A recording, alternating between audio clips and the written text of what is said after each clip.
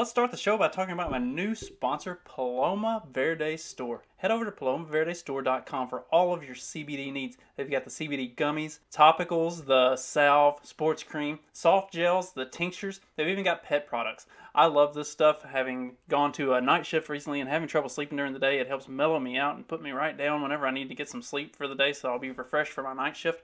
And Carlos and his wife Vanessa are awesome people, so I highly recommend go over and check out palomaverdestore.com for all of your CBD needs. And when you get there, if you enter in the promo code FACTS, you get 25% off anything in the store. Plus, if you sign up for the email, you get an additional 10% off. So that's potentially 35% off on your first order. And all orders over $75 are free shipping. So go over to palomaverdestore.com and check it out. This episode will be completely taken out of context. Welcome to the Fact Check This podcast.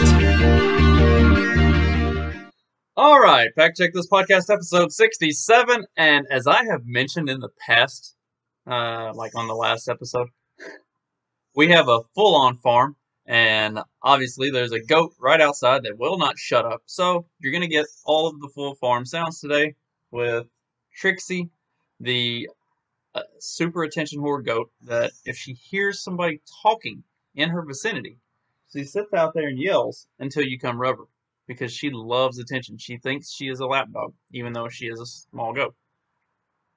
So here we are. You'll probably also hear chickens, and there's a cat running around out that window somewhere. And there's also dogs in the neighborhood. So like I'm not even trying to dole out the ambient noise today. We're just gonna run with it full tilt and whatever.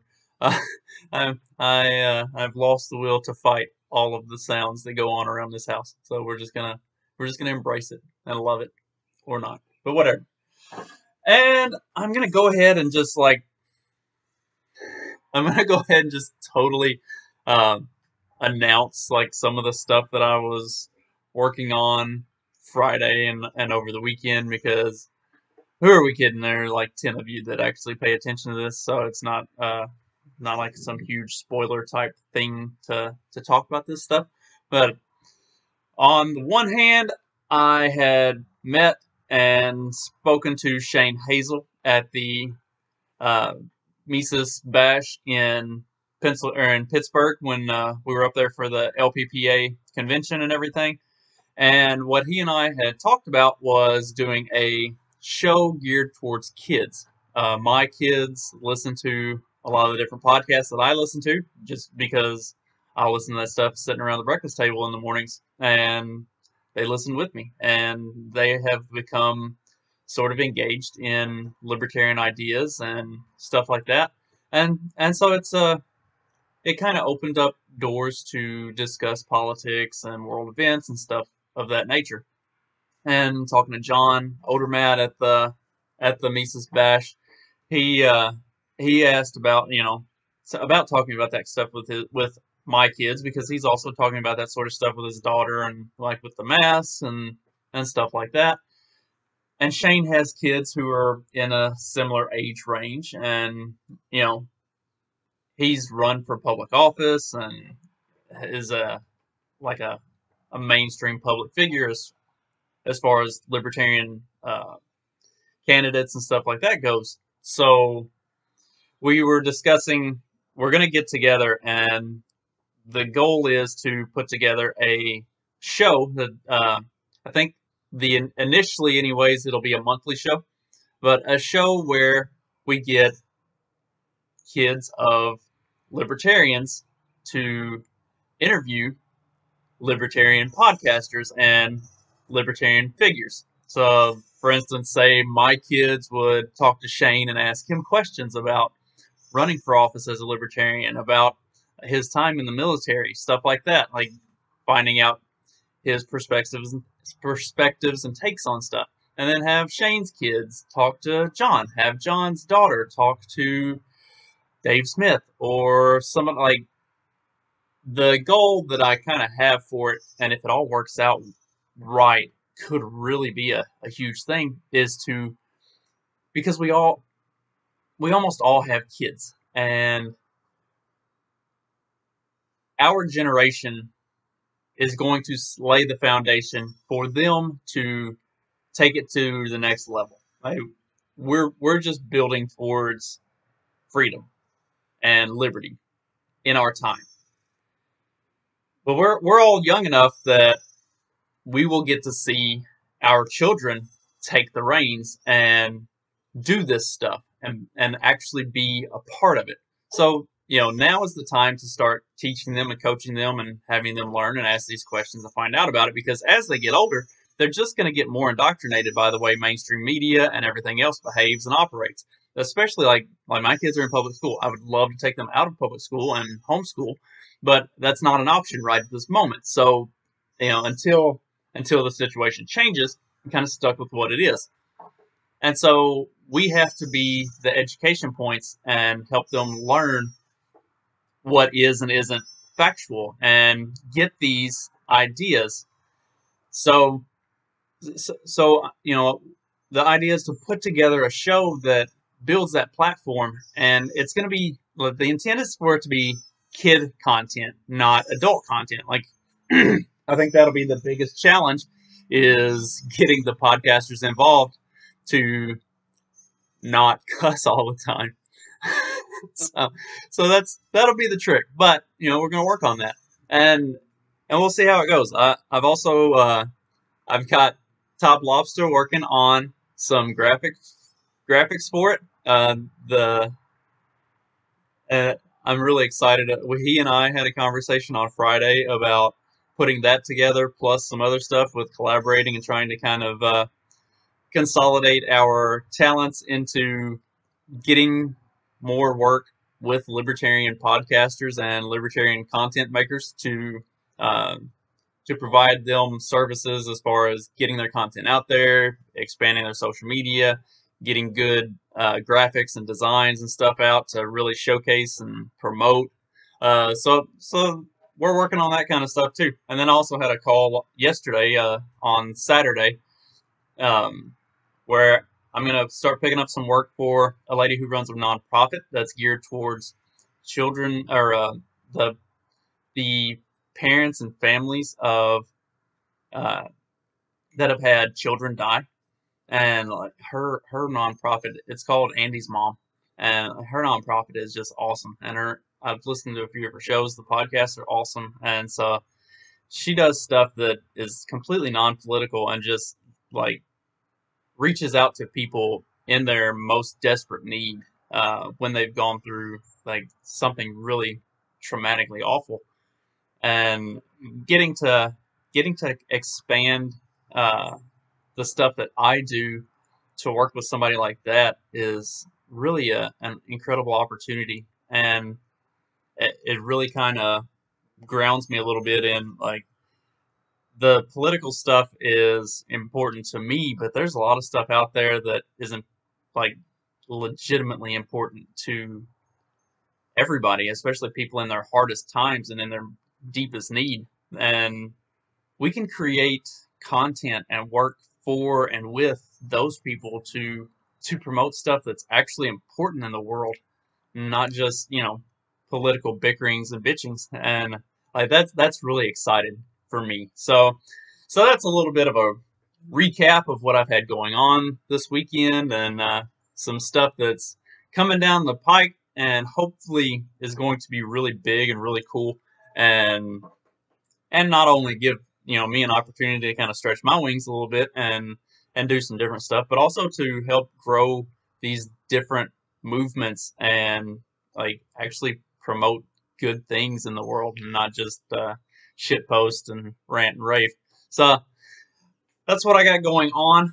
Hopefully all of that is kind of exciting news, especially I think for the people who listen to my show for the political stuff, the thing with Shane and doing something geared towards kids, like I feel like that's going to be something that's really, really important moving forward and could really be huge and have a significant impact. So that's kind of the big wrap on all of the what's going on coming forward with the Fact Check This podcast and my life in general, and which the kids show will not be incorporated with this show. It'll be something entirely its own. But that's where I am with things I've got going on right now.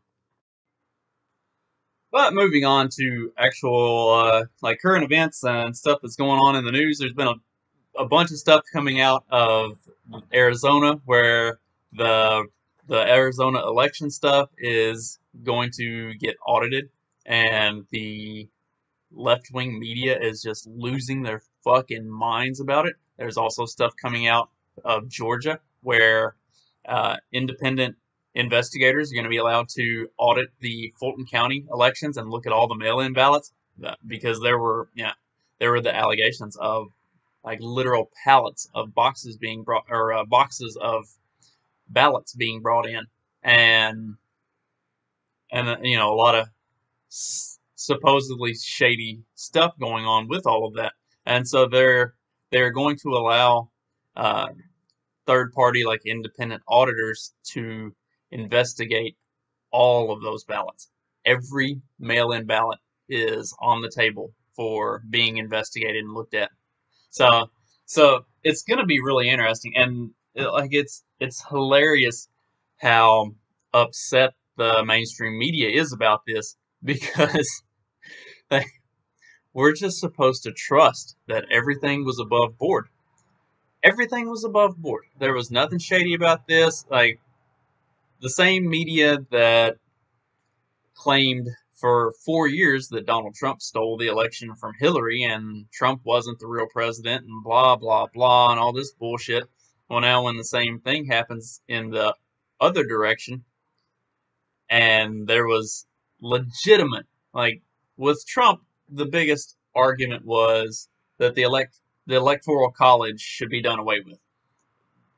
It wasn't that there was election fraud. It wasn't that there was anything shady there, and like the way it all broke down, there wasn't anything like that. This 2020 election, there were a lot of things in a lot of different parts of the country that went really, really screwy all at once. Like these things don't happen without it being a coordinated effort. Like it's just the statistical odds of it are slim to none, and it makes even the most crazy conspiracy theorist look like they might be onto something. So now to have this stuff up for review, which is a part of the democratic process and should be. And like as people have said before about other stuff, as people on the left have said plenty of times about plenty of stuff, if there's nothing to hide, what are you worried about? Except that they know that some shady shit went down, and they're afraid that it's going to be revealed. And even if it is, it doesn't matter. Like, I don't know that anything legitimately illegal happened in the election. And I'm not saying that it did. And honestly, I don't give two shits one way or the other. Like, it doesn't matter. The overall outcome of whether Trump or Biden won, it doesn't fucking matter. But if there is corruption in the system, I want it to be brought squarely into the limelight, and I want everybody to see it, because I don't trust the system, and I don't think anybody else should ever trust the system. Like, it is total bullshit. And so the more that we can do to break that down and to just destroy public trust in the system, the more quickly we can get away from putting on this charade of democracy is somehow working for us. Democracy is a complete fucking failure in every way, and every time a democratic society has been founded, it has ultimately ended the same way. And usually it happens in about the timeline of where we are in American politics. So, the 250 to 300 year range is when things typically start to deteriorate and fall apart, and you see it crumble and collapse.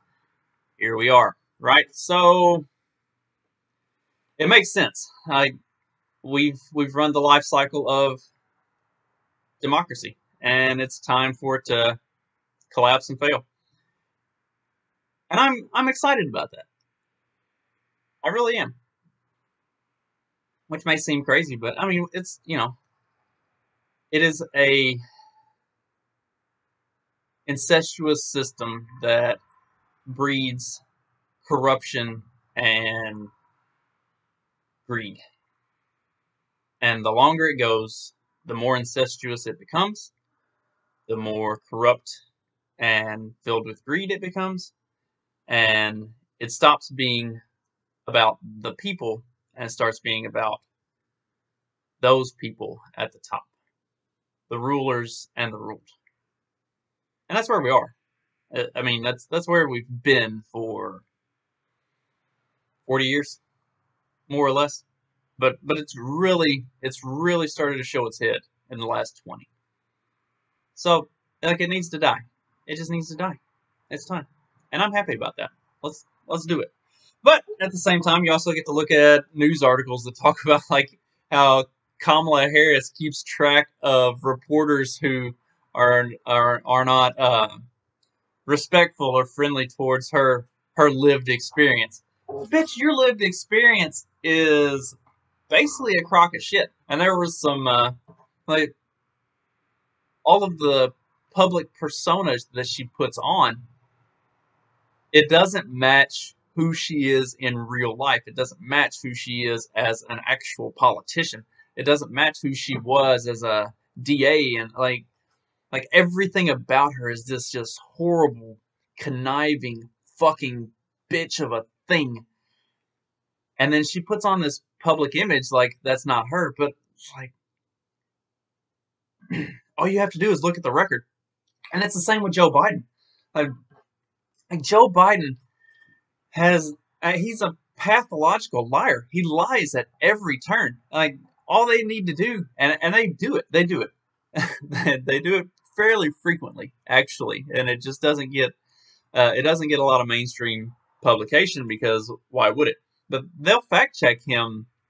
Independent news sites and stuff like that will fact check Joe Biden fairly regularly, and just about everything that comes out of his mouth is just complete and total bullshit. Like there may be some minuscule crumb of truth to something he said, but then the way he'll twist it and turn it and go on about it's just total shit. And like that's everything from his life story, like all of his experiences and family and his history and all of that stuff. Like most of that is complete horseshit. And the way he talks about uh, policy and governing and bills and laws and all of the things that he claims to care about, he doesn't give a fucking shit about any of that stuff. And you can see it in the bills that he's put forward. I mean, the bills that he's voted for, the things that he's supported, the things he stood against.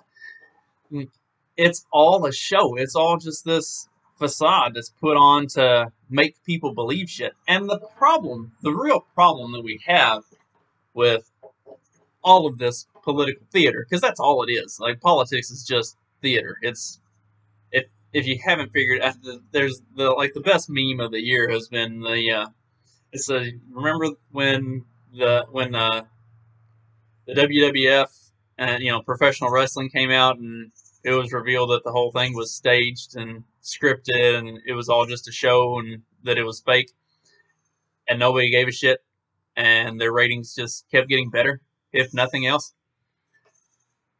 And that's where we are with the mainstream media and politics. Like that's the problem is we are a culture of complete fucking morons. And the reason we're a culture of complete fucking morons is because the educational system has failed. Which brings me to that topic.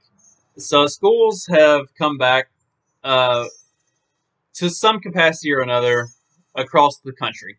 Like in some places it's more open than in others, but to some extent everything has kind of come back in one way or another. Well, some of these schools are getting ready to start doing their testing for students at the end of the school year.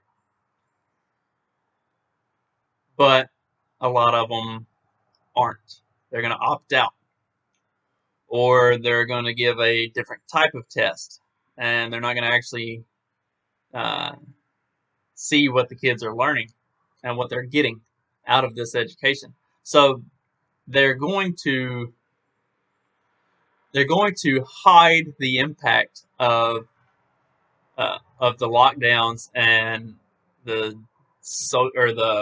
online learning and all of this bullshit.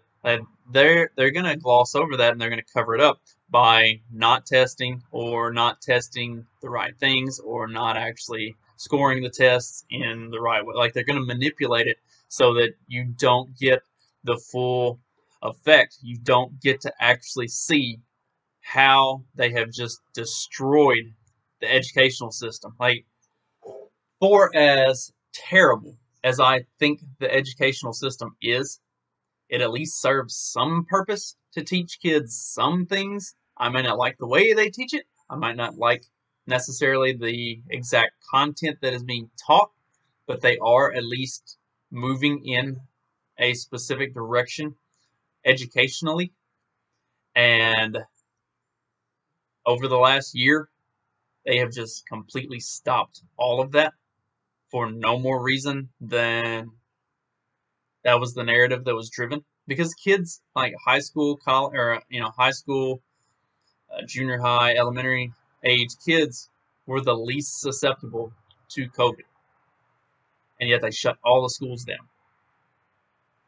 And when they did open the schools back up, they did all this dumb bullshit that is not healthy for kids, like not good for their psyches. It is. Plenty of other people have said it. It is normalizing child abuse, and I fucking hate it. Um, I've taken my son to a number of places. We went to the Mises event, the Mises Institute event in Birmingham, and we didn't wear masks anywhere. I don't wear a mask. I wear one at work because I need a job, and if if I can get this little business going, doing work for podcasters, I might not need that job anymore, and then I don't have to deal with it anymore. But for the time being, I don't make anywhere even remotely close to enough money to support myself doing this sort of stuff. So I have a job, and I have a very good job. It pays well, and I want for nothing. And a requirement of the job is that we have to wear masks. So I wear one at work.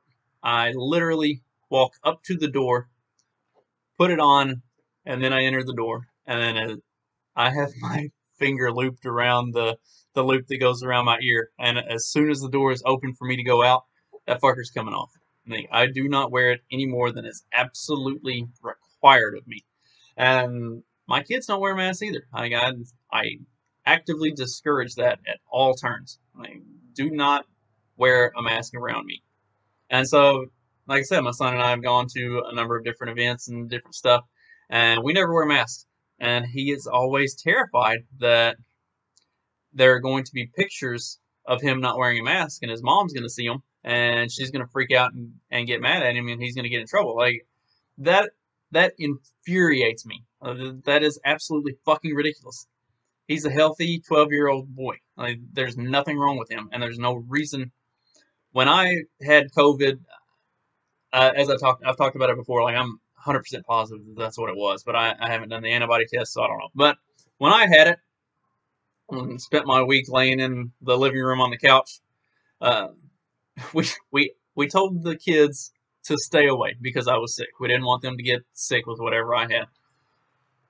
Well, my son's not exactly the brightest bulb in the box, and every day I would be taking a nap around that time in the afternoon as the kids get out of school, and I would wake up from my nap, and his little ass would be sitting right next to me on the couch.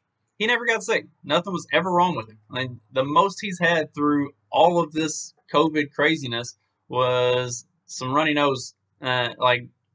He's none of the kids have had it. None of them have been sick. It's fine. My wife hasn't had it.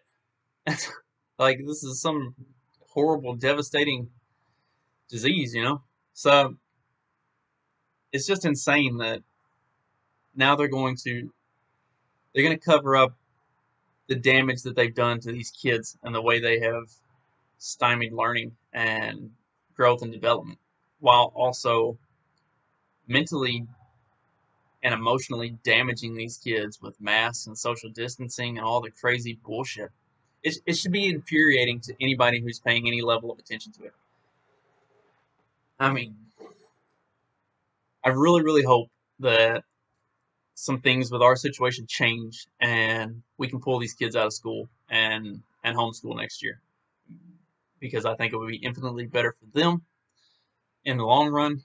And I just don't want to support these schools anymore. This public, governmental indoctrination centers. I want out. I want to opt out of everything that the government does. And that'll be it for the day. If I keep going, I'm going to end up going for like an hour and a half just ranting about personal choice and consent, and I've got shit to do today. I don't have an hour and a half to rant on all that stuff. Maybe that'll be Wednesday's episode. Actually, Evan Johnson will be back with me on Tuesday. We're gonna have a conversation and record that, so that'll be Wednesday's episode. So if you've enjoyed the stuff previously with Evan, be sure to tune in on Wednesday for that. And in the meantime, I hope everybody has a good rest of your day, and I will catch you later.